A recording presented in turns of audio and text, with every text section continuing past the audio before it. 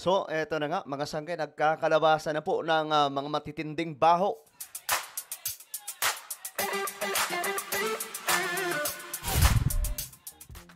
Nako, mga sangkay, ang dami pong nabibisto ngayon, no? Simula po nung siwalat si President BBM patungkol po dito sa mga proyekto na talaga nga namang hindi po tinatapos, may korupsyon, matitindi pong ginagawa. Mga sangkay na tayo mga common na tao, alam po natin yan kung anong klaseng kalakaran yung ginagawa. Ngayon, eto na si Chis Escudero ngayon ay mukhang nadadawit ang pangalan. May nagsalita na po. Pakinggan po natin, panuorin natin. But bago tayo magtuloy-tuloy, paki-subscribe po muna yung ating YouTube channel. Tayo po ay 1.54 million subscribers na. Sa mga hindi pa po dyan nakakapag-subscribe, makikita nyo po yung subscribe button sa baba ng video na to. I-click nyo lamang po yung subscribe, i-click ang bell, at i-click nyo po yung all. Sa mga nanonood po sa Facebook, i-follow nyo po yung ating Facebook page. Okay, ito po mga sangkayang balita. Centerways Construction. Donor ni SP Chis Escudero noong 2022. Nagsalita na nga daw po, naglabas na ng official statement. Nadadawit po kasi ngayon si Chis kasi nga po, itong Centerways, itong donor ni SP Chis, may kinalaman po sa mga malalaking proyekto ng pagdating po sa flood control. Sila po yung kontratista na isa sa humakot mga sangkay sa malaking pera ng pamahalaan para po sa mga malalaking proyekto. Kaya nga lang mga sangkay, ang nakapagtataka, maraming sabit. Ibig sabihin mga sangkay, mayroon pong mga milagrong nangyari sa mga proyektong ito. Di ba nga po, nagkabisto-bisto na, hindi po tinatapos, yung korupsyon, matindi, yung mga kickbackan, mga sangkay. Na, ngayon, sabit siya kasi nga po, donor pala niya ito. O, panoorin natin. Nagsalita na ang isa sa mga top contractor na sabit sa mga questionableng flood control project na siya rin kaibigan, kababayan at campaign donor pa ni SP Chis Escudero. Kaibigan, kababayan, campaign donor, naku po, Diyos mio, Marimar. Ibang klase. Git ng kumpanya, malinis ang kanilang track record. Okay, natural. Pero at least nagsalita sila. Pero humanda sila ngayon, once napuntahan ni BBM yung mga project na isa sila sa humawak. Kasi ngayon, yung St. Timothy pa lamang po at iba pang mga yung nadadawit mga sangkay. Ngayon, kabahan na sila Chis. Kung isa sila, itong Centerways Construction, ang masabit mga sangkay kapag binulaga ni BBM yung mga proyekto nito. Narito ang exclusive agenda report ni Joash Malimban. May official statement na ang Centerways Construction and Development Incorporated. Ayan na. Ang kumpanyang pagmamayari ni Lawrence Chino Lubiano na natuklasang isa sa mga campaign donor ni SP Chis Escudero noong 2022 senatorial elections. Ayun na 2022.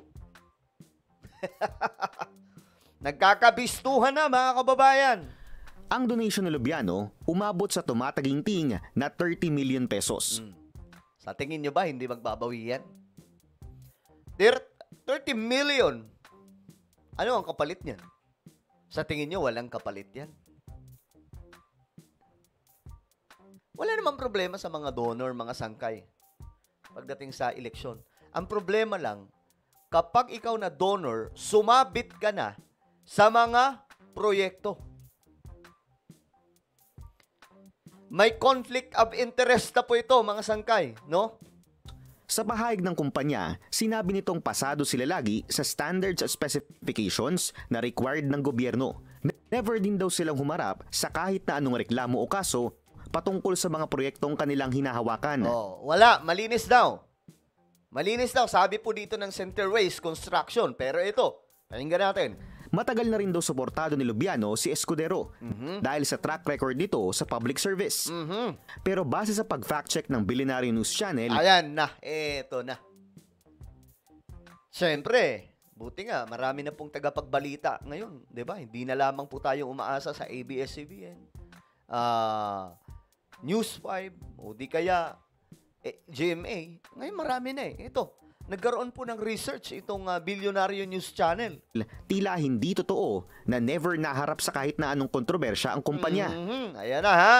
Hindi totoo. Base sa ilang local reports noong July 2022, minsan ang inimbestigahan ng sangguniang bayan ng Ginubatan sa Albay, si Lubiano at si Farida Co, kapatid ni Ako Bicol Party List Representative Zaldico. Dahil yan sa isa umanong palpak na flood control project.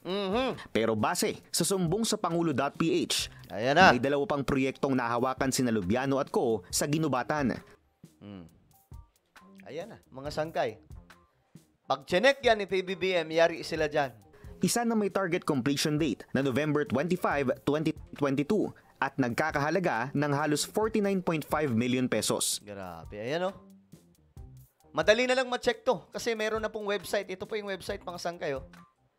Yung isumbong. Halimbawa, Bicol. Type mo lang yung sa Bicol at kung saan mo gustong lugar sa Bicol, lalabas po yan. Sobrang dami niyan. Albay, Camarines Sur, at lahat ng mga sangkayan dito.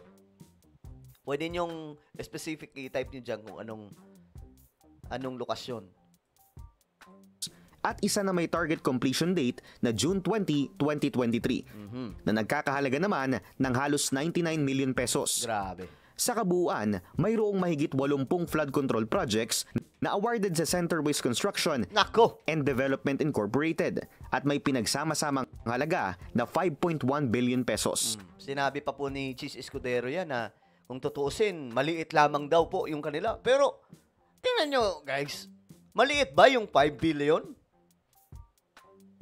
Maliit ba yan? Maliit man yan o malaki, ang tanong pa rin dyan, ginawa ba na maayos? Tapos ba? Wala bang kickback, walang corruption? Kasi may 3 senador, ang pagkakalam ko, 3 senador ngayon ang sumasabit eh. Sa likod ng pagiging isa sa mga big-time contractors ng DPWH, napag-alaman ng Billionaire News Channel na isa si Lubiano sa mga key figure ng Cork Wine Bar and Shop. Ayan na. Isa siyang member ng Cork Elite, isang highly exclusive wine lounge na matatagpuan sa Bonifacio Global City. At kilala ng iba bilang Billionaire Boys Club. Grabe. Nauna nang sinabi ni veteran election lawyer Romulo Macalintal na posibleng maharap sa election offense si SP Cheese. Nako, eto na. Madadali dito si Cheese. Dahil sa pagtanggap ng donasyon sa isang kontraktor na may existing contract sa pamahalaan nang tumakbo siya sa pagkasenador. Nako. Ayon naman sa COMELEC, nasa proseso pa sila ng pag-evaluate ng mga isinumiteng statement of contributions and expenditures. Pero sakaling may makita raw silang paglabag sa campaign finances, posibleng magsagawa ng sariling investigasyon ng poll body. Nako, ano ba? Matatanggal ba dito si Cheese? Makakasuhan ba? Ano ba? Ang COMELEC po ay nagpapail ng sarili yung PIFAD namin, yung Political and Finance Affairs Department, na mas pinaiting namin ang kapangyarihan, mas in-strengthen namin. Sila po ay authorized na mag-file ng kaso laban sa mga kandidato kahit pananalo ng mga election offense cases. Tatandaan po ng lahat na ang isang election offense ay tumatagal ang prescriptive period ng 5 taon. And therefore, may jurisdiction pa rin po kami. Kahit Nako, yari sila dyan. May jurisdiction pa pala ang COMELEC. natapos na ang ating halalan.